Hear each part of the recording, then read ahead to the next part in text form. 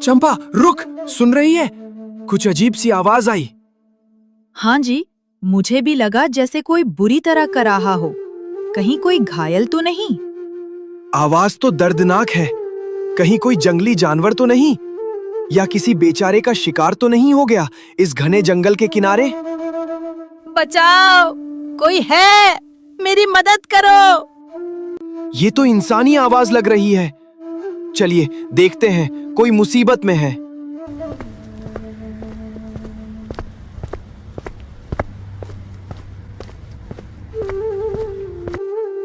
शुक्र है आप लोग आ गए, मेरी मदद कीजिए।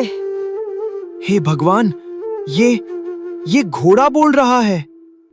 चंपा भाग, ये कोई मायावी राक्षस है या कोई भूत? डरो मत, मुझ पर विश्वास करो। मैं कोई राक्षस या दैत्य नहीं हूँ। मैं बस एक मुसाफिर हूँ जो अपना रास्ता भटक गया है। तुम्हारी ये दुनिया मेरे लिए बिल्कुल अनजान है। मैं बहुत बीमार हूँ, मुझ में चलने की भी शक्ति नहीं बची। जगदीश जी, देखिए तो इसकी आंखें, इनमें कितना दर्द है। कोई राक्षस इतनी बेबसी से नहीं देख सकता। कृपया मुझे अपने घर ले चलो। मुझे बस थोड़ा भोजन और सिर छिपाने की जगह चाहिए। मैं तुम्हें कोई नुकसान नहीं पहुंचाऊंगा। ठीक है, घबराओ मत, तुम हमारे साथ चलो। जब तक तुम्हारा मन करे हमारे घर रहना, और जिस दिन तुम्हारा मन भर जाए या तुम ठीक हो जाओ, खुशी खुशी अपने घर लौट जाना। चंपा सही कह रही है। अगर तुम मुसीबत में हो तो हम तुम्हें ऐसे मरता हुआ नहीं छोड़ सकते। आओ, मेरा सहारा लो।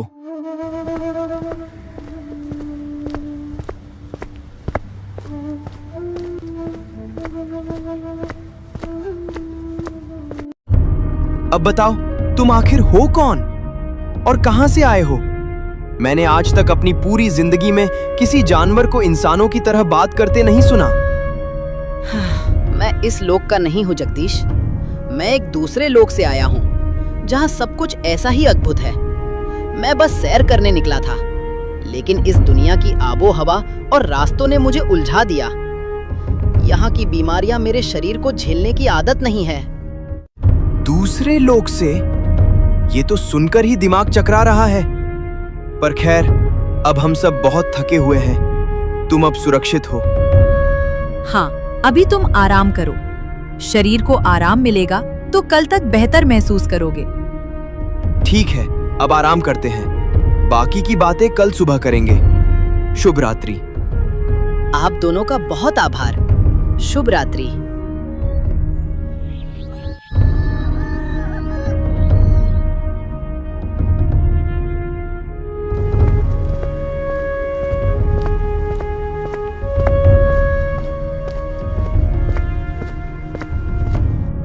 ओ जगदीश, बाहर निकल। बहुत दिन हो गए लुका छिपी खेलते हुए। आज या तो मेरा पैसा निकलेगा या तेरे घर का सामान। माखनलाल जी, थोड़ा समय और दे दीजिए। फसल बस कटने ही वाली है। मैं पाई पाई चुका दूंगा। चुप कर, बहुत हो गई तेरी नौटंकी। हर महीने यही राग अलापता है। अब मेरा सब्र खत्म हो चुका है। अरे, ये घोड़ा कब लाया बे? इतना शानदार जानवर ये तेरे पास कहां से आया? वो मालिक, ये मेरे ससुराल वालों ने दिया है। अभी कल ही आया है। ससुराल वालों ने दिया है? वाह, किस्मत चमक गई तेरी। ठीक है, पैसा नहीं है तो ना सही। जब तक तू मेरा उधार नहीं चुकाता तब तक ये घोड़ा मेरे पास रहेगा। उठाओ रे इसे। नहीं, रुकिए। आप इस घोड़े को हाथ नहीं लगा सकते। ये बीमार है, कहीं का नहीं रहेगा। बीमार है तो मैं इसे ठीक कर लूंगा, पर ये जाएगा मेरे ही साथ। रुकिए माखनलाल जी, अगर आपको कुछ गिरवी ही रखना है तो मेरे ये गहने रख लीजिए। जब हमारे पास पैसे आ जाएंगे तब मैं इन्हें वापस ले लूंगी। लेकिन इस बेजुबान, मेरा मतलब है इस घोड़े को मत ले जाइए। मूर्ख औरत, इस मामूली घोड़े के चक्कर में अपने सोने के गहने दे रही है। सच में दिमाग ठिकाने नहीं है तेरा। जा लेकर आ गहने। चलो रे, आज तो चांदी हो गई। घोड़ा तो बोझ होता, ये सोना ही सही है। सुनोए, अगले महीने फिर आऊंगा। अगर बाकी हिसाब बराबर नहीं हुआ तो फिर खैर नहीं।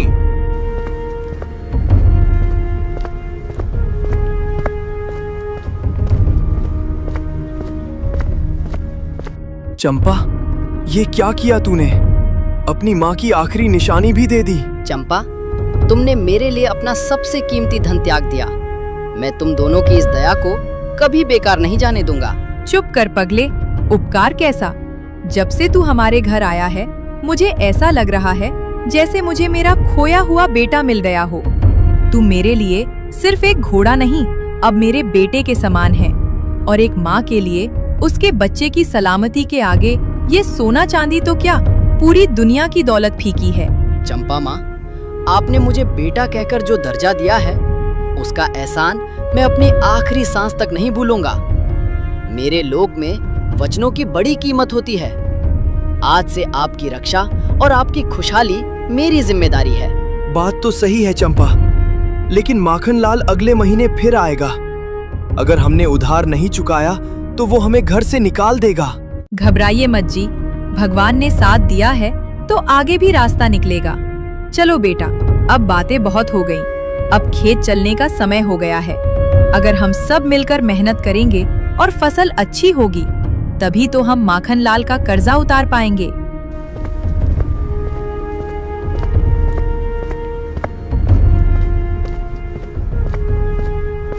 हे भगवान, मुझे माफ करना। बेटी लाडो, मुझे माफ कर देना। तेरे हाथ पीले करने की औकात नहीं रही इस अभागे बाप की। लड़के वालों की मांगे पहाड़ जैसी हैं और मेरी जेब खाली। मैं जी कर क्या करूंगा? रुकिए, रुकिए काका, ये क्या अनर्थ कर रहे हैं? काका, होश में आओ, ये क्या पागलपन है? जान देने चले थे। छोड़ दो मुझे जगदीश, मर जाने दो। मरूंगा तो कम से कम इस बेइज्जती से तो बचूंगा। ऐसी क्या बात हो गई काका? आपकी बेटी लाडो की तो शादी है अगले हफ्ते। खुश होने के बजाय आप ये क्या कर रहे हैं? कैसी शादी चंपा? कल रात लड़के वाले आए थे। कहने लगे, अगर दरवाजे पर चमचमाती बड़ी गाड़ी और हाथ में 5 लाख नकद नहीं दिखे तो बारात नहीं आएगी। मैंने उनके पैर पकड़े, गिड़गिड़ाया कि गरीब की इज्जत मत उछालो, पर वो पत्थर दिल नहीं पिघले। पर काका, शादी तो पक्की हो गई थी ना? हुई थी जगदीश, पर अब वो लालच पर उतर आए हैं। गांव भर में शोर हो जाएगा कि लाडो की बारात लौट गई। वो बेचारी तो जीते जी मर जाएगी। उससे अच्छा है कि मैं ही खत्म हो जाऊं। भगवान ने मेरे नसीब में सिर्फ गरीबी लिखी है। तो क्या वाकई इस दुनिया में लोगों के लिए जान से ज्यादा वो कागज के टुकड़े जरूरी हैं? अरे बाप रे, ये घोड़ा बोला। जगदीश, ये क्या माया है? क्या मैं सच में मर गया हूं और यमराज का घोड़ा मुझसे बात कर रहा है? नहीं काका, शांत हो जाइए। आप जिंदा हैं। ये चमत्कार है। ये घोड़ा बोल सकता है। हे भगवान, बोलने वाला घोड़ा! क्या मैं पागल हो गया हूं? शांत हो जाइए काका, आप पागल नहीं हैं। मैं आपकी मदद कर सकता हूँ। काका, ये लीजिए।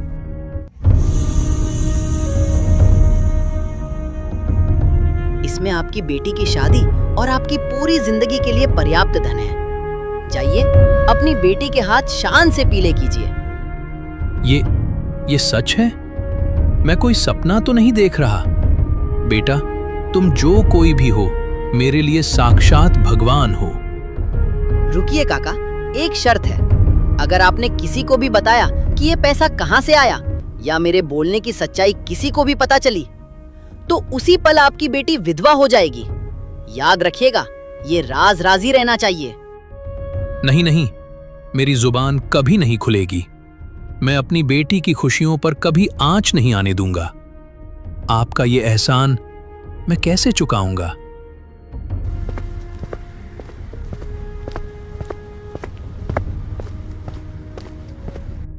चंपा, मैंने अपनी आंखों से देखा पर यकीन नहीं हो रहा। तुम तो सच में चमत्कार कर सकते हो। हाँ जगदीश, मैं कर सकता हूँ, पर धन से ज्यादा जरूरी इंसानियत है। अब समझ आया कि चंपा ने क्यों कहा था कि तुम हमारे बेटे जैसे हो। चलो, अब खेत नहीं, सीधा घर चलो। आज की दोपहर बहुत भारी रही है। अब खेत नहीं, घर चलो, कुछ बात करनी है।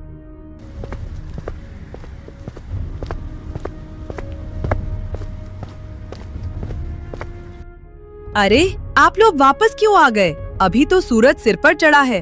खेत का काम कौन करेगा? फसल नहीं काटेंगे तो कर्ज कैसे चुकेगा?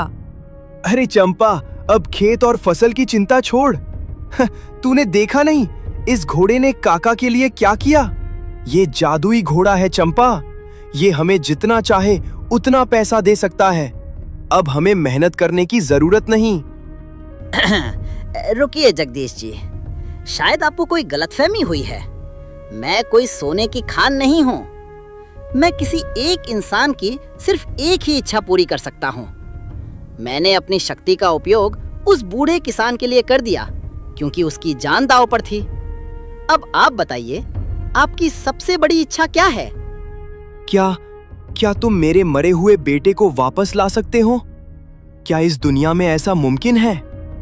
रुकिए, मुझे अपनी दिव्य दृष्टि से देखने दीजिए कि क्या इस पृथ्वी पर ऐसी कोई जगह है जहां से मरे हुए लोगों की रूह को वापस लाया जा सके। ओम नीलगिरि शिखर वासिनम पितृलोक द्वार रक्षकम। रास्ता मिल गया है। हमें सुदूर दक्षिण में स्थित नीलगिरि पर्वत जाना होगा। वहां एक प्राचीन और विशाल पूर्वज वृक्ष राज हैं। वहीं मरे हुए लोगों को वापस लाने का मार्ग बता सकते हैं। बोलो जगदीश, क्या तुम इस कठिन यात्रा के लिए तैयार हो? क्या हम चलें? जगदीश जी, अगर हमारे बेटे के वापस आने की एक भी उम्मीद है तो उसे मत छोड़िए। आप दोनों अभी निकल जाइए। पर चंपा, तुम यहाँ अकेली, और घर का क्या होगा? मेरी चिंता मत करो, मैं यहाँ सब संभाल लूंगी। बस तुम दोनों साथ जाओ और मेरे बेटे को वापस लेकर आओ। और हाँ, वादा करो कि तुम दोनों सही सलामत लौट कर आओगे।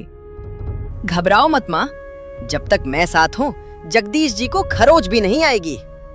चलिए जगदीश जी, मंजिल बहुत दूर है और समय बहुत कम।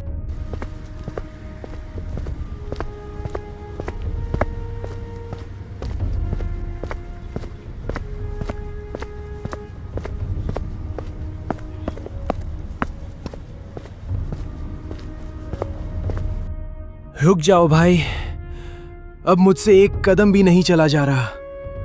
पांव जवाब दे रहे हैं और गला सूखकर काटा हो गया है। नीलगिरी अभी कितनी दूर है? जगदीश जी, हिम्मत मत हारिए, पर मुझे कुछ ठीक नहीं लग रहा। मैं सूंघकर बता सकता हूँ कि यहाँ हवा में जहर है। यहाँ कोई ऐसी काली शक्ति है जो नहीं चाहती कि हम आगे बढ़े।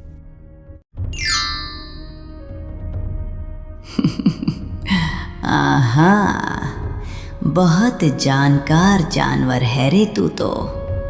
मेरी खुशबू पहचान गया।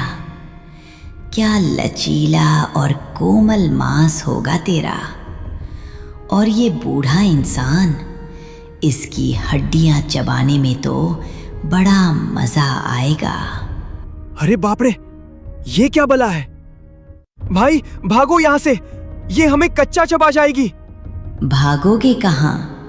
इस जंगल की महारानी डायना की इजाजत के बिना यहाँ से परिंदा भी पर नहीं मार सकता। तू बोलता हुआ घोड़ा है, तुझे तो मैं अपने जादू के महल में सजा कर रखूंगी। महारानी डायना, हम यहाँ आपसे लड़ने नहीं आए। हम एक नेक काम के लिए जा रहे हैं। हमारा रास्ता छोड़ दो, इसी में आपकी भलाई है। भलाई? मेरी भलाई इंसानी मांस में है। बहुत देर से बहस कर ली, अब मरने के लिए तैयार हो जाओ। ओम वज्र चक्राय स्वाहा, दुष्ट शक्ति स्तंभनम कुरु कुरु, धर्म रक्षणाय घेरा प्रकटनम स्वाहा।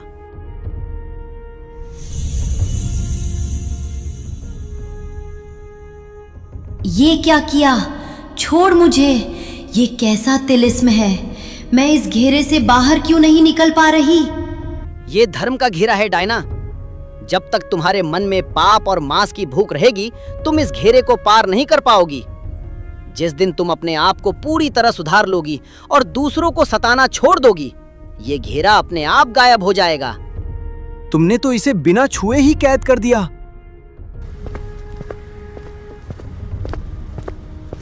ओए, वापस आ। मुझे यहाँ अकेले मत छोड़। बचाओ।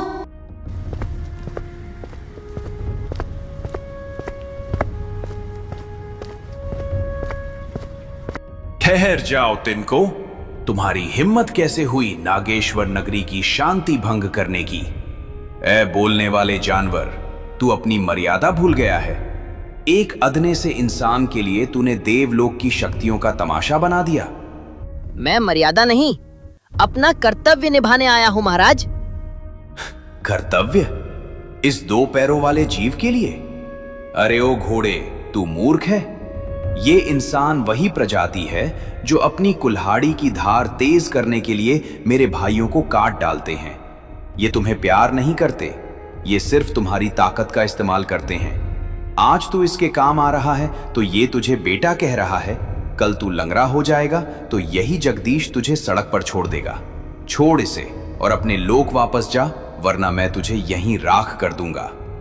आप मुझे डरा नहीं सकते। मैंने चंपा माँ की आंखों में वो ममता देखी है जो इस सृष्टि में सबसे बड़ी शक्ति है। अगर इंसान में बुराई है तो उनमें दया भी है। मैं इनके लिए राग होने को भी तैयार हूं।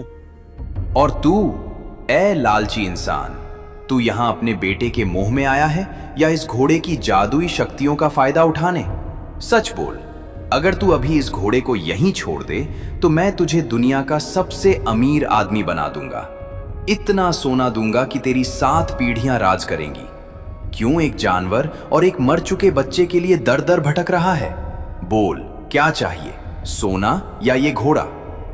वृक्षराज, आप मुझे भड़काने की कोशिश मत कीजिए। आपका सोना मेरे किसी काम का नहीं अगर मेरा परिवार मेरे साथ न हो। ये घोड़ा मेरा हमसफर है, मेरी जान है, और मेरा बेटा, वो मेरा लालच नहीं, मेरा कलेजा है। मुझे आपका खजाना नहीं चाहिए, मुझे मेरा बेटा और इस घोड़े का साथ चाहिए। तुम दोनों पगली परीक्षा में पास हुए। तुम्हारा इरादा नेक है और तुम दोनों का जुड़ाव स्वार्थ से ऊपर है, लेकिन नागेश्वर नगरी के द्वार पार करने के लिए तुम्हें मेरी दूसरी परीक्षा, बुद्धि परीक्षा से गुजरना होगा। तुम दोनों को एक एक सवाल का जवाब देना होगा। अगर गलत दिया तो पत्थर के बन जाओगे। पहला सवाल तुझसे, वो क्या है जो रोशनी में तो तुम्हारा साथ देती है पर अंधेरा होते ही साथ छोड़ देती है? परछाई महाराज। दूसरा सवाल, वो क्या है जो बीमार नहीं होती फिर भी उसे गोली दी जाती है? बंदूक महाराज। अद्भुत। साहस के साथ साथ बुद्धि का मेल दुर्लभ है। तुम दोनों ने साबित कर दिया कि तुम इस जादुई दुनिया के रहस्य जानने के हकदार हो। जाओ, वो सामने दिख रही सुनहरी गुफा ही तुम्हारी मंजिल है।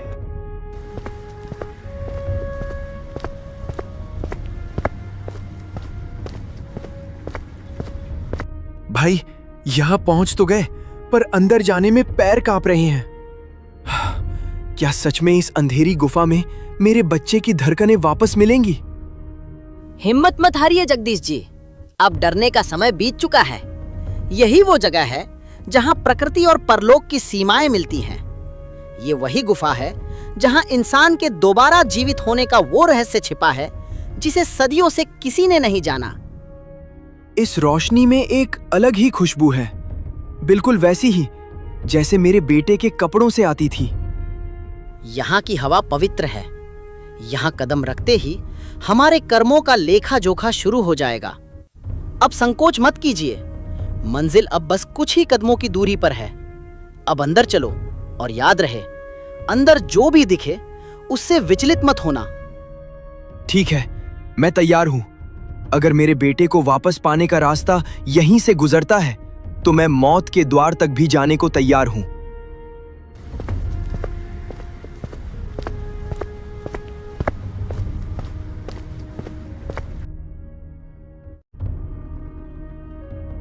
ये क्या भाई, हम इतनी दूर, इतनी मुश्किलों को पार करके यहां आए और यहां सिर्फ एक कांच का टुकड़ा है।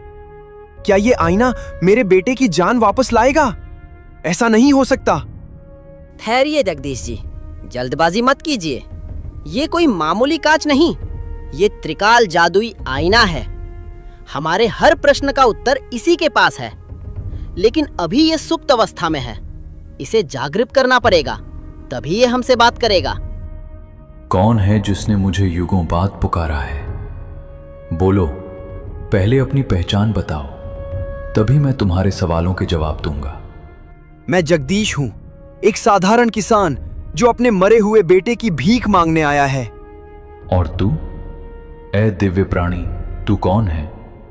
मुझे अपना नाम और लोग तो याद नहीं, पर इतना पता है कि मैं एक माँ का बेटा हूँ, इस बाप का साथी हूँ और एक भाई की हिम्मत हूँ। अद्भुत, तुमने अपनी आत्मा की पहचान बताई है। तुम्हारी इस सच्चाई से मैं बहुत खुश हूं। पूछो जो पूछना है, आज तुम जो भी बोलोगे वही होगा। बस एक बात बता दो, मेरा बेटा वापस कैसे आएगा? मुझे क्या करना होगा? ध्यान से सुनो, यहां से उत्तर की ओर अमर कुंड है। वहां जाकर तुम्हें जीवन की भीख मांगनी होगी। अगर तुम्हारी पुकार सच्ची हुई तो कुंड तुम्हारे बेटे को वापस कर देगा। और मेरे बारे में बताओ आईने, मेरे असली मालिक कहाँ हैं? क्या वो मुझे कभी ढूंढ पाएंगे? तुम्हारे मालिक पृथ्वी लोक पर आ चुके हैं। वे व्याकुल होकर तुम्हें हर जगह ढूंढ रहे हैं। वे तुम्हें वापस अपने लोक ले जाने के लिए बढ़ रहे हैं। भाई, अब वक्त बर्बाद नहीं करना चाहिए। हमें अमर कुंड की ओर भागना होगा।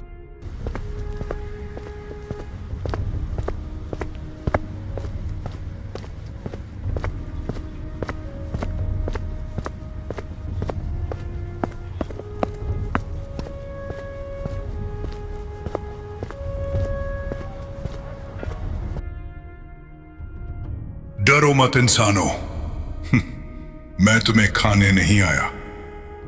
मुझे पता है तुम दोनों अमरकुंड जा रहे हो, पर वहां पहुंचने से पहले तुम्हें मुझसे गुजरना होगा। तुम कौन हो और हमारा रास्ता क्यों रोक रहे हो? मैं भी कभी तुम्हारी तरह एक इंसान था, लेकिन एक भयानक श्राप ने मुझे इस रूप में बदल दिया। आज सदियों से मैं यहां भटक रहा हूं। मैं मरना चाहता हूं, मुझे मौत चाहिए, पर आज तक कोई मुझे मार नहीं पाया। जो भी आता है उसे मैं अपनी रक्षा में मार देता हूं। क्या तुम मुझे मार दोगे? मुझे इस नर्क से आजाद कर दोगे? ये कैसा अजीब और डरावना श्राप है। कोई मरना क्यों चाहेगा? मैं इस श्राप को जानता हूँ। इसे अमर अहंकार का श्राप कहते हैं। ये उस इंसान को लगता है जिसे अपनी शक्ति पर बहुत घमंड हो जाता है। पहले ये उसे अजेय शक्ति देता है और बाद में वही शक्तियां उसे मरने नहीं देती। शरीर सड़ने लगता है पर आत्मा कैद रहती है। हाँ घोड़े, तुमने सही पहचाना। अब और सहन नहीं होता, मुझे मार दो। हट जाओ हमारे रास्ते से। मैं यहाँ जीवन की भीख मांगने आया हूँ। मैं नहीं चाहता कि मेरे हाथों किसी की जान जाए।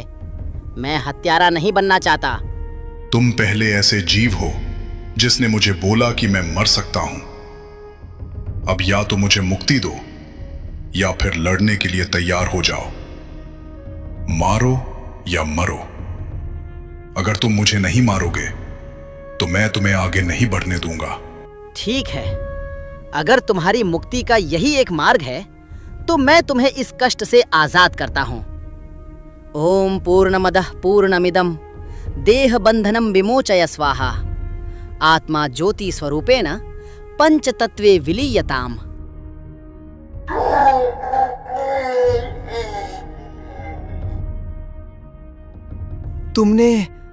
आपने उसे मुक्ति दे दी? ये वध नहीं था जगदीश जी, ये एक भटकती रूह का उद्धार था। चलिए, अमरकुंड अब यहाँ से बस एक ढलान की दूरी पर है।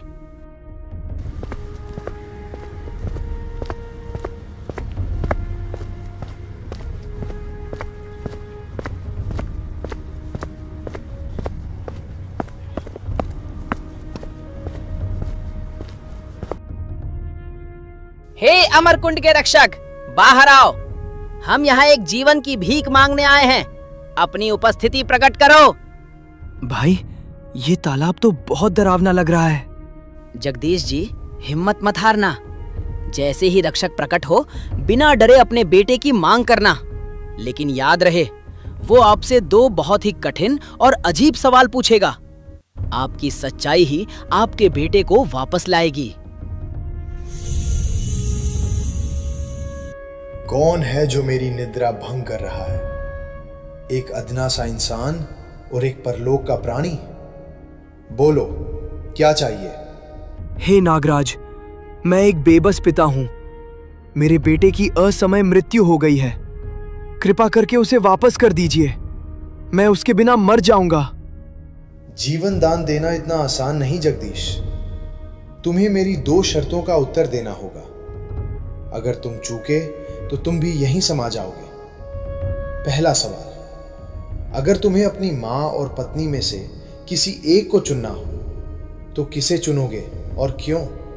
महाराज, मैं मां को चुनूंगा, क्योंकि पत्नी इस जीवन का सफर तय करने के लिए मेरा आधा अंग है, लेकिन मां वो जड़ है जिसने मुझे ये जीवन दिया है। पत्नी के बिना मेरा संसार अधूरा होगा, पर मां के बिना मेरा अस्तित्व ही संभव नहीं होता। जड़ रहेगी तभी तो टहनियां पनपेंगी। उचित उत्तर। अब दूसरा सवाल, यदि तुम्हारे बेटे को जिंदा करने के लिए इस घोड़े का, जो तुम्हारा साथी है, गला काटना पड़े, तो क्या तुम मंजूर होगे और क्यों? नहीं महाराज, मुझे ये मंजूर नहीं। मेरा बेटा मेरा कलेजा है, लेकिन ये घोड़ा मेरा धर्म और विश्वास है। यदि मैं एक बेगुनाह की जान लेकर अपने बेटे को वापस पालूं, तो मेरा बेटा एक ऐसे पिता की गोद में खेलेगा जो हत्यारा है। ऐसा जीवन मेरे बेटे के लिए भी श्राप होगा। मैं अपने स्वार्थ के लिए किसी की वफादारी का खून नहीं कर सकता। धन्य हो जगदीश, तुमने मोह पर धर्म की विजय पाई है। ये लो अपना बच्चा।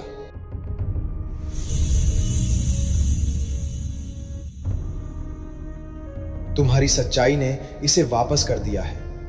अब एक क्षण भी यहां मत रुकना। अपने बेटे को लो और यहां से तुरंत निकल जाओ। और याद रखना, पीछे मुड़कर मत देखना। अगर मुड़कर देखा तो वो फिर से पत्थर का बन जाएगा। जाओ।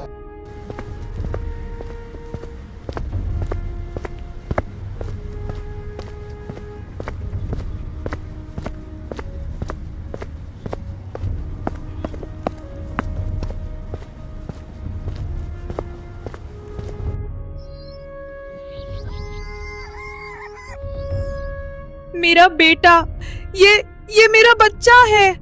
हे छठी मैया, क्या मैं सपना देख रही हूँ? मेरा लाल, तू वापस आ गया। जगदीश जी, आपने तो चमत्कार कर दिया। मेरी सूनी गोद फिर से भर गई। ये मैंने नहीं चंपा, इस घोड़े ने किया है। अगर ये साथ न होता तो आज मैं भी ना होता और ना हमारा बच्चा। बेटा, आज तूने साबित कर दिया कि तू सिर्फ इस घर का हिस्सा नहीं, हमारा रक्षक है। तूने मुझे जो खुशी दी है, उसके आगे ये दुनिया की सारी दौलत कुछ भी नहीं। तेरा ये एहसान मैं कैसे उतारूंगी? माँ, आपने मुझे बेटा कहा था, बस वही मेरा इनाम है। आज इस घर की खुशियां देखकर मेरा सफर सफल हो गया। चंपा, अब बस। आज जितनी बातें और जितना सफर हुआ है, उसे सहने की ताकत अब बची नहीं है। मेरा रोम रोम दुख रहा है और नींद मेरी आंखों को खींचे जा रही है। हाँ जी, आप बहुत थक गए हैं। जाइए, अब आराम कीजिए। भाई, तुम भी आराम करो। आज की रात सुकून की रात है। कल सुबह उठेंगे तो नई शुरुआत करेंगे। कल ढेर सारी बातें करेंगे कि अब आगे क्या करना है। अभी के लिए मुझे सोने दो।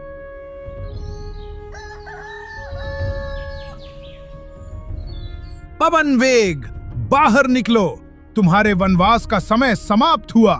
अब तुम्हें ये घर और ये लोग छोड़कर मेरे साथ वापस चलना होगा। गुरुदेव, आप आ गए। मेरा मन आपको देखकर आनंदित है, किंतु इन लोगों को छोड़ने का विचार मुझे पीड़ा दे रहा है। जगदीश और चंपा ने मुझे उस समय सहारा दिया जब मैं मृत्यु के निकट था। महाराज, विनती करती हूँ, इसे हमसे मत छीनिए। ये सिर्फ एक घोड़ा नहीं, मेरा बेटा है। इसके बिना ये घर फिर से सूना हो जाएगा। पुत्री, मोह त्यागो। ये दुनिया बहुत क्रूर है। ये स्थान इसके रहने योग्य नहीं है। अगर दुनिया को पता चला कि ये घोड़ा बोल सकता है और इसमें दिव्य शक्तियां हैं, तो लालची लोग इसका जीना मुश्किल कर देंगे। इसे सुरक्षित रहने के लिए मेरे साथ देवलोक चलना ही होगा। बेटा, तुमने कहा था कि ये सबकी एक इच्छा पूरी कर सकता है। क्या मेरी इच्छा पूरी नहीं होगी? बोलो माँ, क्या इच्छा है तुम्हारी? मेरी इच्छा यही है कि तुम हमेशा मेरे साथ रहो, मेरे बच्चे की तरह। मैं खोना नहीं चाहती। गुरुदेव, चंपा माँ ने अपनी सबसे कीमती चीजें मेरे लिए दांव पर लगा दी थी। आज मैं अपनी सबसे बड़ी शक्ति का त्याग करता हूँ। आप मेरी आवाज ले लीजिए, मेरी बोलने की शक्ति छीन लीजिए, पर मुझे यही रहने दीजिए।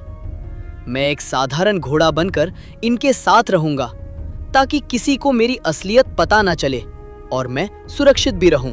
मूर्ख, तू अपनी दिव्य वाणी का त्याग एक साधारण इंसान के लिए कर रहा है। तू फिर कभी बोल नहीं पाएगा, कभी अपनी व्यथा नहीं सुना पाएगा। मुझे मंजूर है महाराज। माँ की ममता के आगे स्वर्ग की बोलियां भी फीकी है। ठीक है, जैसी तुम्हारी इच्छा। मैं तुम्हारी आवाज ले जा रहा हूँ। आज से तुम एक मूक प्राणी हो। मैं जा रहा हूँ, लेकिन याद रखना, जब भी कभी भारी संकट आए और तुम मुझे पुकारोगे, मैं वापस आ जाऊंगा। अलविदा।